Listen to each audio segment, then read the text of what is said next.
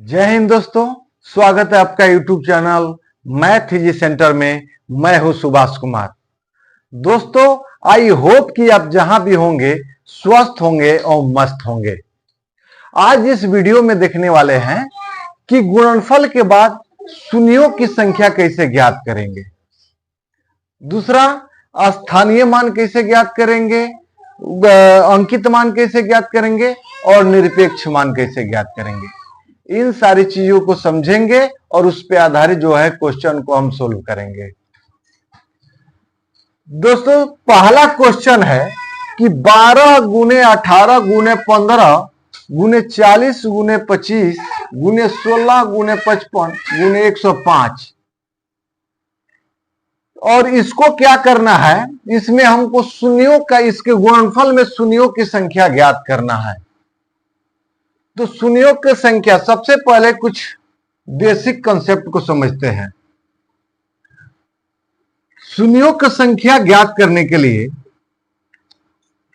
या तो संख्या के अंत में शून्य होगा तो अब हमको गुणनफल के बाद शून्य प्राप्त हो गया।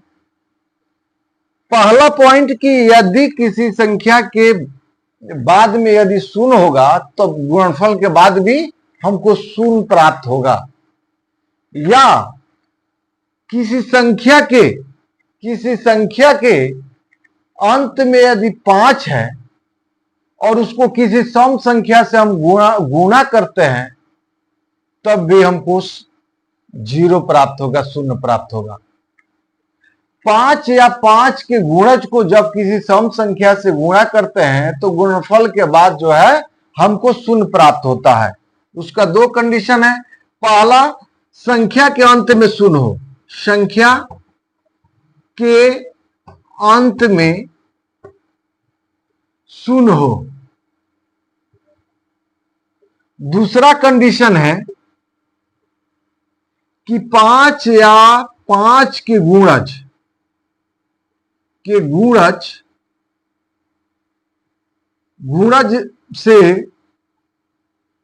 गुणज में सम संख्या से गुणा किया जाए।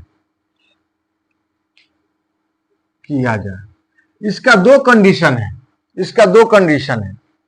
जैसे संख्या के अंत में शून्य का मतलब हुआ, यदि हम 10 में 20 से गुणा करते हैं तो देखिए संख्या के अंत में शून्य है, इस संख्या के अंत में शून्य है, तो हमको गुणनफल में भी तो शून्य प्राप्त होगा। तो 20 दहा 200, और 200 में कितना शून्य प्राप्त हुआ? 2। 200 में कितना शून्य प्राप्त हुआ? 2। तो संख्या के अंत में जब शून्य होगा तब हमको गुणनफल के बाद भी शून्य क्या होगा? प्राप्त होगा। दूसरा कंडीशन, 5 या 5 के गुणज में सम संख्या से गुणा किया जाए। सम संख्या से जो है गुणा किया जाए। जैसे 5 में हम गुणा करते हैं 2 से। 2 क्या है? सम संख्या है। 4 क्या है? सम संख्या है। 8 सम संख्या है। 10 सम संख्या है। गुणज का मतलब हुआ, जब 5 का गुणज का मतलब हुआ 5 के पहाड़ा, 5 10 15 20 25। तो 5 में यदि 2 से गुणा करते हैं तो हमको क्या प्राप्त होता है? 10। देखिए तो गुणनफल के बाद शून्य प्राप्त हुआ कि नहीं प्राप्त हुआ? शून्य प्राप्त हुआ। यदि हम 10 से गुणा करते हैं 2 से तो 10 दूना 20, देखिए शून्य प्राप्त हुआ। यदि 15 में हम गुणा करते हैं 2 से तो 15 दूना 30, गुणनफल के बाद शून्य प्राप्त हुआ कि नहीं हुआ। तो जब 5 या 5 के गुणज से किसी सम संख्या को गुणा करते हैं तो गुणनफल के बाद क्या होता है? शून्य प्राप्त होता है। इसका 2 कंडीशन था। तो देखिए 5 इसलिए जो है, यदि 5 के पावर n हो गुने 2 के पावर m हो, 5 के पावर n हो और 2 के पावर m हो, तो इसमें शून्यों की संख्या कितना होगा? इसमें शून्यों की संख्या जो होगा n होगा। कब? जब n बराबर, जो n छोटा हो m से, शून्यों की संख्या n होगा जब n छोटा हो m से। ये n जो है m से छोटा हो। यदि शून्यों की संख्या m होगा, शून्यों की संख्या m होगा जब m क्या हो, m छोटा हो n से। m छोटा हो n से, जो छोटा होगा पावर वही शून्यों की संख्या हो जाता है। लेकिन 5 और 2 की हमको जरूरत पड़ती है। कितना जरूरत पड़ती है? 5 और 2। तो चलिए सोल्व करते हैं पहला क्वेश्चन। पहला क्वेश्चन सोल्व करते हैं। पहला क्वेश्चन है 12 गुने 18 गुने 15 गुने 40 गुने 25 गुने 16 गुने 55 गुने 105। इसमें शून्यों की संख्या ज्ञात करना है। मैं शून्यों की संख्या हमको ज्ञात करना है। तो सबसे पहले 12 को हमको ध्यान में रखना है, इसको गुणनखंड करना है। या तो 2 के रूप में टूटे या 5 के रूप में टूटे, या 2 या 5 दोनों के रूप में टूटे। जैसे 5 जो 12 है तो इस तो 5 के रूप में नहीं टूटेगा, इसको तोड़ेंगे 2 के पावर, यदि 2 करते हैं तो 2 दूना 4 हो जाता है, और 4 तिहाई 12। इस 12 को इस तरह से लिख सकते हैं, 2 दूना 4 तिहाई 12। क्लियर है? गुने 18 को लिख सकते हैं, 18 को लिख सकते हैं 9 दूना 18, 2 गुने 9। गुने 15 को लिख सकते हैं 5 गुने 3। गुने 40 को लिख सकते हैं, देखिए 8 चौका 8 पचे कितना होता है? 8 पचे 40 होता है। तो 8 को 2 के पावर 3 लिख सकते हैं और 5 के 5, अर्थात 8 पचे 40। 40 को तोड़ेंगे तो 25 को तोड़ेंगे तो 5 स्क्वायर लिख सकते हैं, 5 स्क्वायर लिख सकते हैं। गुने 16 को तोड़ेंगे तो 16 को तोड़ेंगे तो देखिए तो 2 दूना 4 दूना 8 दूना 16, 2 के पावर 4 कर सकते हैं, बिल्कुल कर सकते हैं। गुने 55 को यदि तोड़ेंगे तो देखिए तो 11 पचे 55 कर सकते हैं, 11 पचे 55 बिल्कुल कर सकते हैं। 105 को तोड़ेंगे, गुने 105 के तोड़ेंगे तो देखिए तो 21 पचे 105 होगा कि नहीं होगा? होगा। अब चलिए, अब हमको मात्र 2 और 5 की जरूरत पड़ती है। तो देखिए तो 2 के पावर 2, अब 2 गिन लेते हैं जो कितना है 2। तो 2 के पावर 2, 2 को 2 यहां है, 1 2 यहां है, 3 2 1 2 3 2 और 3 2 यहां है, तो 3 3 6 2, 6 2 और 4 2 यहां है, 6 4 10 2, 10 2, तो 2 के पावर कितना होगा? 10। अब 2 के पावर 10 का मतलब है कि 10 गो 2 है। गुने 5 को अब देखते हैं, 5 2 हो गया, अब 5 से मतलब है तो यहां 5 नहीं है, यहां 5 नहीं, यहां 5 है, 1 5 2 5 और 2 2 4 5, 4 5 1 5, 4 1 5 5 1 5, यहां 6 5, अर्थात 5 के पावर कितना हो जाएगा? 6। गुने एंड सो ऑन, जो भी हो उससे कोई मतलब नहीं है, हमको मतलब 2 और 5 से है। ठीक है? तो आपको बताए थे कि 2 के पावर या 5 के पावर n गुने 2 के पावर m, n होगा जब छोटा, पावर जब छोटा होगा वही शून्य की संख्या हो जाता है। तो 2 के पावर 10 है, 5 के पावर 6 है, तो इसमें शून्यों की संख्या कितना हो जाएगा? 6 हो जाएगा, क्योंकि 10 से छोटा है 6, 10 से छोटा है 6, तो कम पावर वाला जो है, छोटा पावर वाला शून्यों की संख्या हो जाता है। तो 6 जो है शून्यों की संख्या हो जाएगा, यही मेरा आंसर हो जाएगा। क्लियर है? अब नेक्स्ट क्वेश्चन देखते हैं। नेक्स्ट क्वेश्चन है 2 नंबर क्वेश्चन देखते हैं। 2 नंबर क्वेश्चन है कि 5 गुने 10 गुने 15 गुने 25 गुने 30 में शून्यों की संख्या हमको ज्ञात करना है।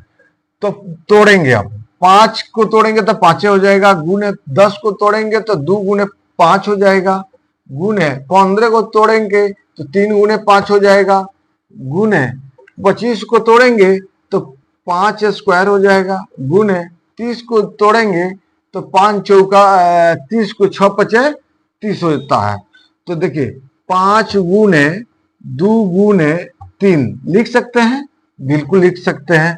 अब देखिए 5 और 2 से मतलब है, तो 1 5 दो पांच, तीन पांच, दो पांच, तीन दो पांच पांच, और एक पांच यहाँ, छह पांच, पांच के पावर छह गुने।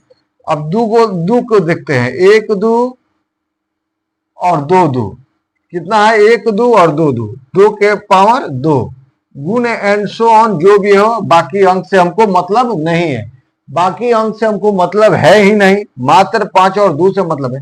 अब देखते हैं जो 6 और 2 में कौन छोटा है, कौन सा पावर छोटा है, 2 है। तो हमको तो कम पावर वाला ही हमारा संख्या शून्य को संख्या हो जाता है। जो कम पावर में रहता है वही शून्य की संख्या होता है। तो 6 और 2 में 2 छोटा है, तो मेरे शून्य की संख्या कितना हो जाएगा, 2 हो जाएगा। आंसर शून्यों की संख्या कितना हो जाएगा, 2 हो जाएगा। क्लियर है। अब नेक्स्ट क्वेश्चन देखते हैं। नेक्स्ट क्वेश्चन कहता है कि 4 9 8 6 4 में 9 का स्थानीय मान एवं 8 का अंकित मान इंट्रिंसिक वैल्यू क्या होगा। स्थानीय मान को प्लेस वैल्यू इंग्लिश में बोलते हैं और अंकित मान को इंट्रिंसिक वैल्यू इंग्लिश में बोलते हैं। क्लियर है। तो देखिए, हमको स्थानीय मान क्या होता है, किसी भी संख्या के स्थानीय मान जब निकालते हैं तो उस संख्या को लिखकर उसके बाद देखते हैं जो कितनी संख्या है उतना शून्य डाल देते हैं, वही स्थानीय मान होता है। अर्थात वो स्थान का वैल्यू कितना है। 5 का स्थान यदि यहाँ पे है तो इसका वैल्यू कितना है, और यहाँ पे है तो इसका वैल्यू कितना है, अर्थात उसका स्थान का वैल्यू वह स्थानीय मान हो जाता है। जैसे 3 नंबर क्वेश्चन देखते हैं। 3 नंबर क्वेश्चन देखते हैं, 4 9 8 6 4 में 9 का स्थानीय मान ज्ञात करना है। तो 9 का स्थानीय मान जो हो जाएगा, जिसका स्थानीय मान पूछ रहा है उसको लिख देंगे और उसके बाद देखेंगे कितना अंक है। तो उसके बाद 1 2 3 अंक है, 3 अंक है तो 3 शून्य डाल देंगे, यही मेरा आंसर हो जाएगा, स्थानीय मान हो जाएगा। लेकिन इसमें हमको 8 का अंकित मान ज्ञात करना है। तो अंकित मान कहे चाहे उसको जातीय मान कहे या इंट्रिंसिक वैल्यू कहे, तीनों एक ही होता है। तीनों जातीय मान कहे या अंकित मान कहे, तो जिस संख्या का अंकित मान या जातीय मान पूछता है वही संख्या जो है जातीय मान हो जाता है या अंकित मान हो जाता है। जैसे कि 8 का पूछा है तो 8 जो है मेरा जातीय मान हो जाएगा, जातीय मान या अंकित मान हो जाएगा, अंकित मान हो जाएगा। यह हमारा स्थानीय मान हो जाएगा, स्थानीय मान, स्थानीय मान हो जाएगा, स्थानीय मान हो जाएगा। क्लियर है। तो स्थानीय मान, जिस अंक का स्थानीय मान पूछ रहा है उस अंक को लिखकर उसके दाहिने बगल देखते हैं कितना अंक है, बाद वाला कितना अंक है बाद में, और अंकों की संख्या जितना होगा उतना शून्य डाल देते हैं, स्थानीय मान निकल जाएगा। जातीय मान के लिए जिस संख्या का पूछता है वही संख्या जो है क्या होता है, जातीय। देखते हैं 0.9461 में 9 का स्थानीय मान, दशमलव वाला अंक दिया हुआ है, दशमलव वाला संख्या दिया हुआ है और उसमें 9 का स्थानीय मान ज्ञात करना है। तो दशमलव वाला में स्थानीय मान ज्ञात करने के लिए क्या करते हैं, सबसे पहले दशमलव को तोड़ देते हैं। तो 0.9461 है, तो इसको तोड़ेंगे तो हम इस तरह से लिख सकते हैं ना, 94 61, और दशमलव के बदले नीचे 1 हो जाएगा और उसके बाद कितना संख्या है, 1 2 3 4, 4 शून्य हम डाल देते हैं। ठीक है। अब 9 का स्थानीय मान कह रहा है, 9 का स्थानीय मान इसमें ऊपर वाला में ज्ञात करेंगे। तो 9 का स्थानीय मान कितना हो जाएगा, 9 का स्थानीय मान जो है 9 के बाद कितना शून्य हो जाएगा, 1 2 3। ठीक है। बाटा नीचे कितना है शून्य, नीचे कितना शून्य हो जाएगा, 4 शून्य हो जाएगा ना 4, दशमलव के बाद 4 अंक है तो 4 शून्य हो जाएगा। तो 0 0 0 0, 3 गो शून्य से 3 गो शून्य कैंसिल। अब 9/10 इसको हम लिख सकते हैं ना 0.9, इसको लिख सकते हैं कि नहीं, दशमलव जाएगा ऊपर तो पॉइंट हो जाएगा और 0 नीचे है तो एक अंक के पहले दशमलव जाएगा। अगर 2 को 0 रहता तो 2 अंक के पहले 0 जाता, तो 1 अंक के पहले 0 डालना है।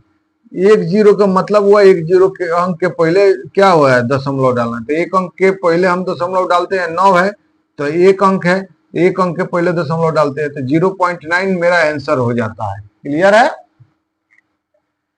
दशमलव वाला उसी तरह से करेंगे, पहले उसको तोड़ लेंगे और उसके बाद क्या करेंगे, उसके बाद उस संख्या का स्थानीय मान ज्ञात करके सोल्व कर लेंगे। अब आइए नेक्स्ट क्वेश्चन पर।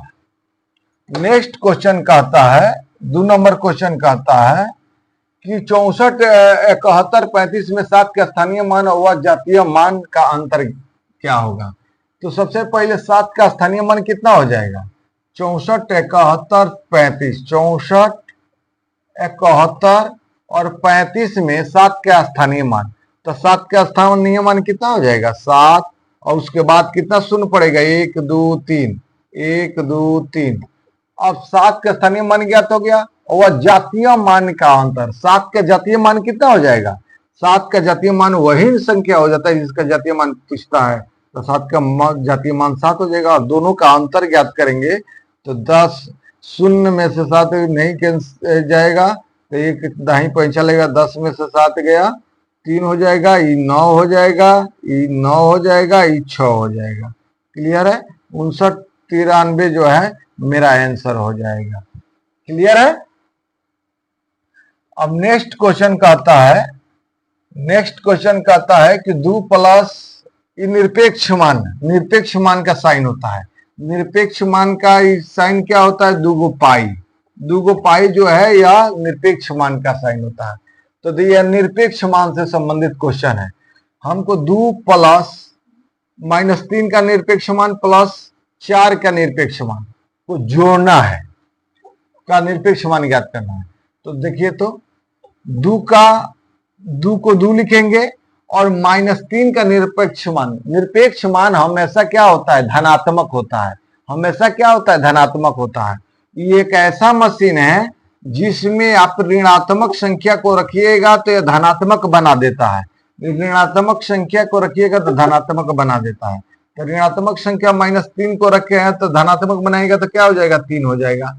प्लस 4 का निरपेक्ष मान क्या होगा, 4 होगा। चूंकि ये तो खुद धनात्मक है, पॉजिटिव है, तो पॉजिटिव होगा ना।